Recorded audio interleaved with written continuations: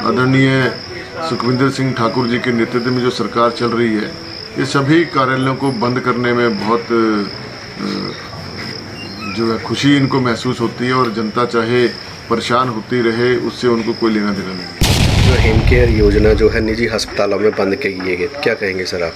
देखिए, ये जो वर्तमान में जो आदरणीय सुखविंदर सिंह ठाकुर जी के नेतृत्व में जो सरकार चल रही है, ये सभी कार्यालयों को बंद करने में बहुत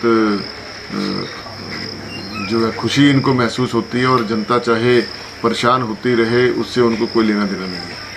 मैं तो इतना कहना चाहूँगा कि हिमकेयर जैसी एक अभूतपूर्व जो योजना जयराम सरकार जी के समय में जयराम जी ने चलाई थी, इसको दोबारा से निजी हॉस्पिटल्स में भी बहाल करना चाहिए, क्योंकि हमारा जो सार्वजनिक जो हमारे हॉस्पिटल है, चाहे वो हमारा CSC है, चाहे हमारा सिविल हॉस्पिटल है, चाहे PSC है, चाहे हमारा मेडिकल कॉलेज है, वो यहाँ पर अभी तक सुविधा ही नहीं है। अब किसी को हमारे यहाँ पर बड़सर विधानसभा में एक हार्ट का हॉस्पिटल है, सिटी हार्ट हॉस्पिटल, जहाँ पर तमाम जो यहाँ पे आज पूरे जिला हमीरपुर के लोग यहाँ पे आते हैं और अपने दिल के जो रोग हैं उसका इलाज करवाते हैं। लेकिन अब वो हिमकेयर ना होने की वजह से उनको भारी दिक्कतों का सामना करना पड़ता है। अधिकांश जो है मध्यम वर्गीय या गरीब लोग यहाँ पर आते हैं और उन्हें एकदम से जब भारी भरकम राशि का एस्टीमेट डॉक्टर के द्वारा दिया जाता है तो वो परेशान हो जाते हैं, और ऐसा करने से जो है लोगों को तकलीफ बढ़ी है, कोई उसका फायदा नहीं हुआ है। मुख्यमंत्री जी का बयान मैं पढ़ रहा था कि आयुष्मान और इसमें हिमकेयर के जो कार्ड है इनके ऊपर बहुत भ्रष्टाचार हुआ है। तो सरकारी एजेंसी क्या कर रही है? भ्रष्टाचार हुआ है, आप उनको पकड़िए। योजना बंद करके थोड़े कोई लाभ मिलेगा। आप योजना को चालू रखिए और अगर उसमें भ्रष्टाचार हुआ उसके नियमों के अनुसार जांच करवाएं। जो दोषी पाए जाते हैं उनके ऊपर आप एक्शन लो। लेकिन इस तरह से जो है एकदम से आम जनता से जुड़ी हुई सुविधाओं को छीन लेना, ये कहाँ से तर्कसंगत बात है? पड़ा है कर्मचारियों का, खासकर जो हमारा BDO का ऑफिस है वहाँ BDO ही नहीं है, SBPO नहीं है, पंचायत इंस्पेक्टर नहीं है, सुपरिटेंडेंट नहीं है, तो कैसे काम चलेगा? आज हमारे जितने भी पंचायती राज विभाग के जितने भी काम हैं वो सारे पेंडिंग पड़े हुए हैं और कई लैप्स हो गए हैं, जिसकी वजह से आम जनता में बहुत परेशानी का सामना करना पड़ रहा है। किसी का काउ शेड बनना है, किसी के स्पार बननी है, किसी के रिटेनिंग वॉल लगनी है, किसी का पाथ बनना है, कोई सड़क बननी है।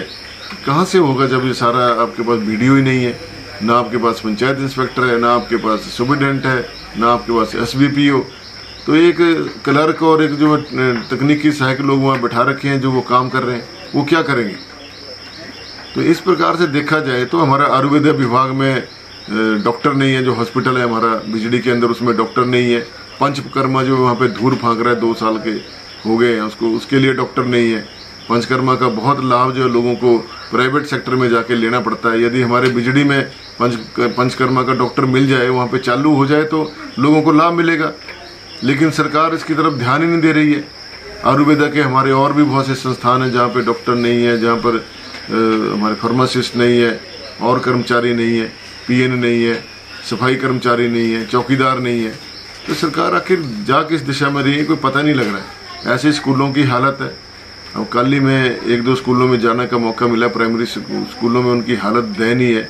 छत जो ऐसे गिर जा रही है, बच्चों को चोट लगने की संभावना बनी रहती है, कमरों में पानी भर जा रहा है, लेकिन सरकार के कोई दिशा निर्देश ही नहीं है। ना ही उनके कोई जो अधिकारी हैं, चाहे डिप्टी डायरेक्टर हैं, चाहे BO हैं, चाहे कोई भी है, वो आते नहीं है देखने स्कूलों की हालत क्या है। अगर आते भी हैं, कोई एस्टीमेट बना के भेजते हैं तो सरकार की तरफ से पैसा ही नहीं मिलता है, तो कैसे काम चलेगा? अब गुणवत्ता शिक्षा को गुणवत्ता के आधार पर देने की आप बात करते हैं। प्राइमरी सेक्शन में जाकर देखिए जरा स्कूलों की क्या हालत है।